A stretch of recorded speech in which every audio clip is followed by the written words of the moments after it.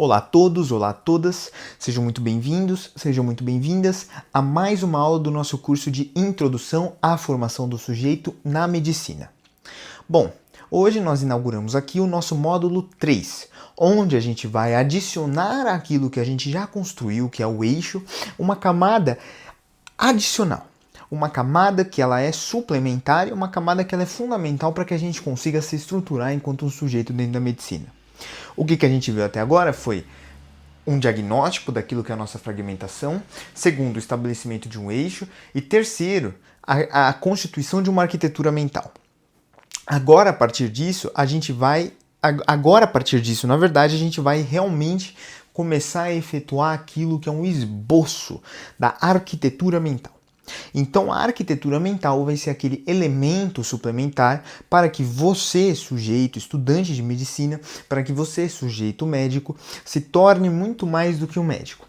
Para que você se torne alguém dotado de um edifício de virtudes que faz com que você, como médico, atue de uma forma eficiente e, mais do que isso, você, como estudante de medicina, pense, raciocine e procure chegar naquilo que é o seu objetivo principal, que é ser um médico. Aqui a gente não está querendo formar médicos tão somente.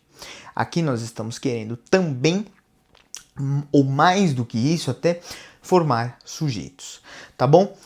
Então, vamos lá, muito bom, muito bom. A gente pode começar então com aquilo que é o nosso módulo 3 sobre a arquitetura mental. E aí a grande questão, né, que a gente vive dentro dos cursos de medicina e etc, é a violenta quantidade de conteúdos nos quais a gente tem que decorar coisas. Essa violenta quantidade de conteúdos, geralmente, de certa maneira, acaba cegando o sujeito, né? Se a gente for parar para observar de uma forma crítica, o sujeito ele fica muitas vezes cego por uma quantidade de conteúdo que muitas vezes ela é violenta, que muitas vezes ela, de certa maneira, diminui a capacidade desse sujeito de raciocinar e operacionalizar sobre aquilo que ele está aprendendo. Então, a grande questão é a seguinte, aqui a gente está vendo que justamente o decorar ele não sustenta o médico. O bom médico não é um médico enciclopedista, até porque nós temos excelentes tratados de medicina onde a gente consegue justamente verificar de uma forma muito rápida, ainda mais hoje na era da inteligência artificial, informações ali, e a gente consegue averiguar coisas que a gente não estaria averiguando, qualquer coisa do gênero. Mas aqui, a grande questão é, então se decorar não sustenta, o que sustenta? O verdadeiro conhecimento, né? A gente realmente conhecer, a gente realmente se atinar a o que a gente está querendo aprender. A gente construir ali uma arquitetura mental que seja uma arquitetura mental que planifique, que coloque em um plano tudo que a gente precisa saber, tudo que a gente já sabe, tudo que a gente vai saber nos próximos períodos e no próximo tempo da nossa vida formativa. Então, a grande questão que nós precisamos descobrir aqui é como que a gente vai criar este plano de projeção para que o sujeito consiga se estabelecer dentro da prática médica. Na verdade, dentro do aprendizado e dentro da formação de si como um médico. Beleza?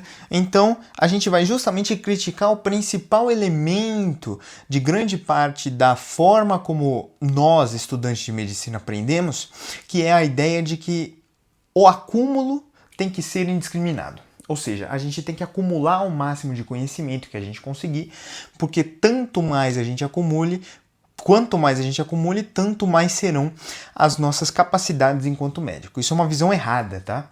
Porque quando a gente vai ver, e a gente verá isso daqui a pouco, o que realmente importa para o médico é uma capacidade de construção e de formação de um raciocínio com base em um determinado vocabulário, que é o vocabulário que ele acumulou.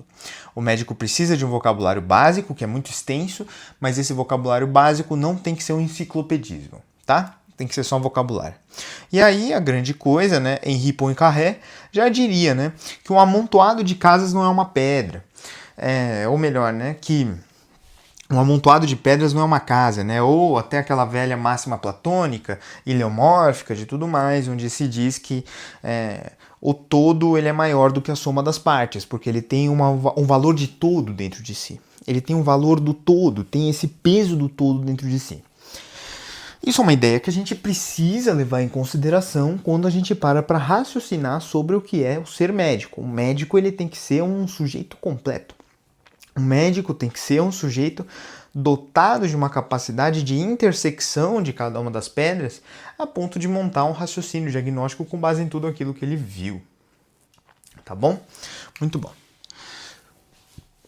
Então, continuemos aqui. A grande questão é o seguinte, é que o estudante médico, né, o estudante médio, na verdade, e médico também, né, mas o estudante médio, ele opera sobre uma lógica que é a lógica do arquivo. O que significa essa lógica do arquivo?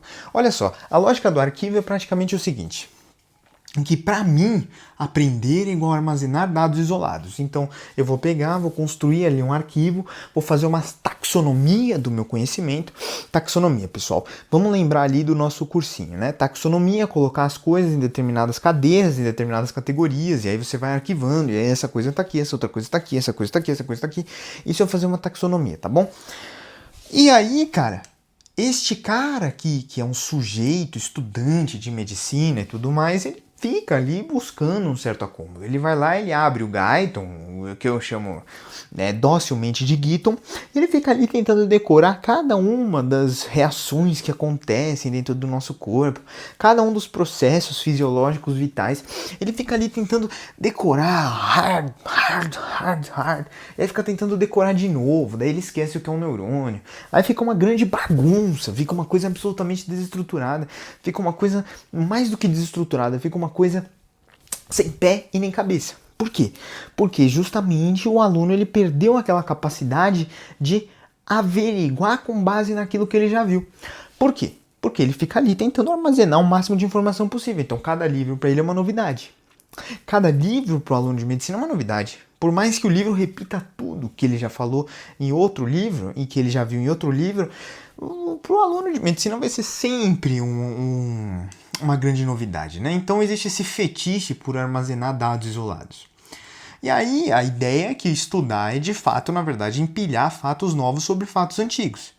E revisar é tentar impedir o desmoronamento de uma pilha gigantesca aqui, né? Que é justamente uma pilha de um conteúdo enorme. Então você fica ali tentando atualizar o conteúdo o tempo inteiro, tentando atualizar o conteúdo, tentando rever, tentando verificar de novo para você ver se você realmente aprendeu, ou seja, se você armazenou os dados isolados. E aí estudar é tentar empilhar novos fatos, fazer uma pilha maior e revisar tudo isso. É, na verdade, cara, tentar fazer isso aqui gigantesco, tá? Mas a gente tem um grande problema estrutural com base nisso. Qual que é o nosso grande problema estrutural com base nisso? Nosso grande problema estrutural com base nisso é que a mente, ela não é um armazém infinito, tá? Ela não é um armazém infinito. Então, se você não consegue criar um nexo de sentido entre cada um desses elementos que você está aqui acumulando, você vai gerar uma obesidade informacional na sua cabeça que vai impedir com que você consiga raciocinar e aprender aquele assunto que você está vendo. Juntamente com a obesidade informacional que você já tem hoje em dia, justamente com a obesidade informacional que você já tem quando você abre, por exemplo, um aplicativo de vídeos rápidos, você vai aumentar essa obesidade informacional todas as vezes que você se deparar com a oportunidade de estudar algum tópico de medicina. Então isso aqui é um problema estrutural, né? Porque isso aqui não se sustenta a longo prazo. Vamos lá. Vamos dar um exemplo aqui de Funes, certo? Funes era um sujeito que bateu a cabeça, bateu a cabeça. Antes de explicar a história, eu acho que é melhor eu pegar e lembrar para vocês quem é Funes, né? Funes é uma personagem que está num livro chamado Crônicas e Ficções, de um filósofo espanhol chamado Jorge Luis Borges, tá bom? E aí, cara, Funes, ele sofreu um acidente onde ele tinha uma memória que era absoluta, certo? Ele não tinha uma capacidade de ver as coisas ou de raciocinar sobre coisas assim, por exemplo, caiu um monte de cartas aqui e aí de repente aquele córtex operacional dele conseguia aprender toda aquela quantidade de cartas que caía. Não é isso. Ele se lembrava de uma coisa e imediatamente ele tinha uma memória bizarra. Tudo aquilo virava um arquivo violento dentro da cabeça dele. Então, por exemplo, ele observava este projetor. Este projetor aqui, nessa posição, ficava guardado na memória dele como se fosse uma foto, tá? E aí ele virava aqui esse projetor, só que aquele outro projetor ainda estava na memória dele. Então ele pensava o seguinte: o projetor visto em vista anterior é diferente do projetor visto em vista lateral, que é diferente do projetor visto em vista posterior, que é diferente do projetor visto em vista medial. Putz, cara, imagina só essa obesidade violenta. Entendeu? Essa ideia de que a mente acaba sendo um arquivo infinito, né? A ideia do Furnes, justamente, é mostrar, cara, que de certa maneira o que importa de verdade, né? Assim, aí vou terminar a história. E aí o que foi que aconteceu com o Furnes depois de tudo isso, né? Ele tinha essa memória absurda, essa memória absolutamente impecável, né? Infinita mesmo, era realmente infinita. Essa é a história lá que tá no livro. E aí que ele morreu muito cedo, porque justamente ele não conseguia processar as informações de uma forma adequada. Ele viveu muita angústia durante o livro, justamente porque ele não conseguia conversar com uma pessoa sem ter que ficar evocando memórias recém-feitas, memórias... porque ele era um memorioso. Certo? O Furnes era um memorioso que sofreu muito e morreu muito alto em virtude dessa sua grande angústia, que era justamente o ato de decorar tudo. E aí a grande tese do Jorge Luis Borges, com essa figura maravilhosa do Furnes, é o quê? É a ideia de que, na verdade, pensar é esquecer, cara. Pensar é esquecer diferenças. Então, quando você verdadeiramente pensa em alguma coisa, você está esquecendo aquelas pequenas diferenças que fazem com que você pense seja inviável dentro do mundo teórico. Se eu fosse, por exemplo, modelar isso daqui, né? Se eu fosse extrair aquilo que há de objeto de pensamento dentro deste projetor, eu precisaria abstrair alguns detalhes do projetor, como, por exemplo, um pequeno errinho aqui enfim, de impressão aqui. Imagina se eu ficasse preso dentro desse pequeno errinho de impressão.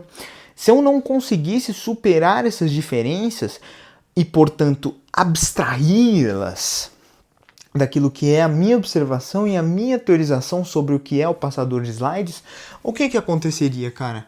Eu não conseguiria justamente generalizar e nem abstrair. E aí, não abstraindo, não generalizando, portanto, né, se pensar é esquecer para o Borges e de certa maneira, né, pensar é esquecer, e se eu não esquecer, o que vai acontecer? Eu não vou estar pensando. Então, quando você não está pensando, você não está realmente aprendendo. Né? Então você não quer ser um Furnes. Você quer conseguir distinguir os fatos isolados. Você quer conseguir fazer uma pequena discriminação para que você avance dentro da esteira dos conteúdos. Você não quer ficar preso dentro de um determinado conteúdo de uma forma perdulária, de uma forma torturosa, que nem aconteceu com o Furnes.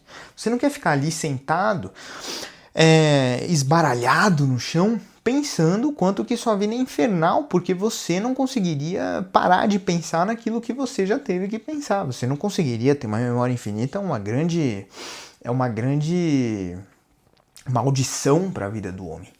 Então, cara, a grande questão é a seguinte, é que a memória por si só, né, é esse monte de fatos isolados, sem absoluta conexão e etc. Ela até que pode ser útil, né, de certa maneira, para uma prova de múltipla escolha que você vai lá e decora uma resposta de algum professor que deu uma prova antes, ou você vai lá e você tem que decorar, isso é um fato da medicina, alguma coisa, algum detalhe, algum número ou qualquer outra coisa, você vai ter que decorar, eu imagino. Né? Na verdade, eu não imagino, eu atesto que você vai ter que decorar. Não pense que eu estou defendendo que você não vai ter que decorar nada. Você vai ter que decorar porque isso pertence à clínica. Mas, de novo, né? Voltando àquilo que eu falei no começo. Você tem que decorar aquilo que é fundamental para que você exerça o seu raciocínio clínico. É como se você tivesse que decorar o alfabeto para você conseguir falar. Você vai ter que decorar o que é fundamental para o seu raciocínio clínico. Tá bom? E aí, cara, o que é a verdadeira inteligência, né? Essa grande capacidade de esquecimento de diferenças, de generalizações, abstrações. É você, com base em um determinado princípio unificador, você conseguir fazer os dados se conectarem entre si, certo? E aí, isso é mobilizável sob uma condição de estresse. Então a memória, ela não sai numa condição de estresse. Se você só decorou o que você está vendo, você não consegue operacionalizar nessa condição de estresse. Porque isso daqui não pertence a você, tá vendo? Isso daqui, ó, não pertence a você. isso daqui está absolutamente fora de ti. Tá vendo? Isso aqui está absolutamente fora de ti. Essas conexões é aquilo que a gente tem de fato. E se a gente tem essas conexões de fato, o que acontece é que isso daqui vai envolver aquele princípio unificador que a gente já está falando desde o eixo. Então isso daqui vai pertencer a você. Coisa que isso daqui não necessariamente pertence a você. Os fatos não pertencem a você. Mas sim como esses fatos se conectam entre si e formam ali uma rede inteligível de possíveis relações que vão ser evocadas em situações em que elas precisam ser evocadas. Então é isso aqui que a gente precisa lembrar, cara. Você precisa se lembrar que você não quer ser um Funes, certo? Você quer ser um sujeito dotado de uma inteligência, de uma estrutura cognitiva capaz de generalizar, de abstrair diferenças e de formar teorias e formar questões e formar raciocínios. Então, cara, a grande questão dessa transição que a gente está vivendo aqui do módulo 2 para o módulo 3 é a mudança do material para a forma, tá bom? É a mudança de material para a forma. Ou seja, você não tem que perguntar de fato como é que você decora esta ou aquela outra coisa. Você, na verdade, tem que perguntar, cara, como é que isso daqui se encaixa dentro da estrutura que eu já tenho. Eu já instalei o material. Eu já instalei o eixo já está instalado. E agora, como é que eu faço para instalar dentro do meu eixo já formado este conhecimento? Como é que eu faço para transformar, ó, o que acontece, ó? Como é que eu faço para transformar isso aqui, o arquivo, né, que é o material, a forma, que é justamente o eixo já formado e tudo mais. Eu já tenho o eixo, já tenho ali aquela coisa instalada, que ela é material, ela é formal e etc. Mas agora eu preciso conseguir transformar, cara, o arquivo em forma. Eu preciso conseguir transformar este arquivo, que ele é passível, frágil, ele é um peso para sua existência, ele é muita coisa para você pensar, em o quê? Em uma arquitetura, certo? Em uma coisa potente, em uma coisa inerente a ti. Você precisa transformar aquele arquivo em uma coisa que é muito mais do que meramente um arquivo, mas uma coisa que pertence ao seu eixo. Você precisa transformar aquele arquivo em uma coisa que pertence a você, entendeu? Uma coisa que você porta ela. E se você portar ela, ninguém tira ela de você, cara. O pessoal fala que assim, a única coisa que não tira de você é o conhecimento. Depende. Se você só decorou um monte de coisa, vão tirar isso de você muito fácil. Basta te colocar numa situação de estresse, tá bom? E como é que você faz para não sucumbir nessa situação de estresse? É você não ter um arquivo, mas sim você ter uma arquitetura. Você não ter um livro, mas você ter uma estante para colocar os livros. E aí ter os livros dentro da estante. Você ter ali uma situação onde a estante ela é firme, ela é de concreto, ela é forte, ela sobrevive às intempéries do destino. E é isso que você precisa ter. Você precisa ter muito, muito mais do que tão somente aqui um arquivo. Você precisa ter uma arquitetura. E aí, cara, a grande questão é que a gente precisa fazer um teste de realidade, né? Por que dá branco na hora H? A gente precisa, de certa maneira, lembrar, né? Mais ou menos um pouco ali o mínimo de neurociência, né? Então a gente precisa se lembrar que, de certa maneira, sobre uma condição de estresse, o cérebro ele bloqueia o acesso àquela memória superficial, né? Então a grande questão é a seguinte: o cérebro ele vai buscar aquilo que ele tem de mais basal dentro dele. O cérebro ele vai sempre buscar aquilo que ele tem de mais primitivo. Por quê? Porque buscando aquilo que ele tem de mais primitivo, ele vai gastar menos energia. Ele não vai precisar ficar ali com a sua memória operacional, sua memória de curto prazo, tendo que raciocinar, tendo que ali pensar, tendo que ali fazer, como eu posso dizer, transições sinápticas, enfim, tendo que fazer ali correntes elétricas e tudo mais para conseguir gastar toda essa energia, para conseguir sair daquela situação de estresse. Então, cara, a grande questão é a seguinte: se você só tem um núcleo dentro de uma situação de estresse, dentro de uma situação de cortisol alto, se você tiver dentro dessa situação de cortisol alto, o que vai acontecer? Certo? Se você tiver nessa situação, você vai procurar o núcleo, como eu já disse. Mas e se você não tiver o núcleo? E se faltar em você o núcleo, cara? E se faltar em você esse elemento estruturante? E se faltar essa arquitetura em você, o que, que vai acontecer? O branco. Então, se você não tem o núcleo, se você não tem a estrutura, você não tem nada. Então, é por isso que o seu amigo ele vai no pronto-socorro durante o internato, perguntam para ele alguma coisa, quais são os 4 tempos cirúrgicos, o cara não consegue lembrar. Porque isso daqui não entrou dentro dele. Isso aqui não é um elemento estrutural dentro dele. Os 4 tempos da cirurgia não pertencem a ele. Não há uma estrutura sólida que é absolutamente não influenciada pelo estresse. Que é absolutamente uma variável independente ao estresse. Nada dessa estrutura sólida consegue ser afetada pelo estresse, porque ela é sólida. Agora, essa memória decorada, à medida que você aumenta o estresse, o que acontece? Ela cai, ela colapsa. E é claro que assim, se você não está numa situação de estresse, você pode até saber mais, até memorizar mais. Mas e quando você está na situação de estresse? O que sobra? Então, os nossos conhecimentos, de certa maneira, você tem que pensar nisso, ó, em como fazer estas pontes, em como encaixar dentro da estrutura que eu tenho. Porque encaixando dentro da estrutura que eu tenho, eu solidifico as pontes teóricas e aí eu vou formar isso aqui, ó, a inteligência, que é a estrutura. Beleza? Então aqui você vai ter um novo imperativo, cara. Que conhecimento ele é muito mais do que um peso. Conhecimento é muito mais do que um arquivo. Conhecimento ele é função. Se você tem a função, se você consegue atrelar cadeias causais aos fatos e você consegue adicionar fatos a uma grande estrutura, você está conhecendo. Então, se você não sabe para que serve ou para onde ele se conecta, ou como as coisas se conectam, você não aprendeu. Você apenas alugou uma informação que vai ser devolvida por nada, para aquilo que você não sabia, ou para um ambiente de ignorância, exatamente no momento que você estiver numa determinada situação de estresse. Então você agora tem esse novo imperativo. Repita comigo aqui, ó. Conhecimento é função, não peso. Conhecimento é função, não peso. O que a gente quer fazer aqui, pessoal, é não alugar informações. O que a gente quer fazer aqui é estruturar uma cadeia de informações a ponto de criar uma teia de significados. E criando esta teia de significados, a gente consegue construir um verdadeiro conhecimento. Beleza? Bom, essa daqui foi a nossa primeira aula do módulo 3. E a próxima aula a gente vai ver sobre forma e função. Tá bom? É muito importante que vocês levem em consideração justamente esta questão do arquivo, tá bom? É muito importante tudo isso. Então, o que foi que a gente já viu até aqui?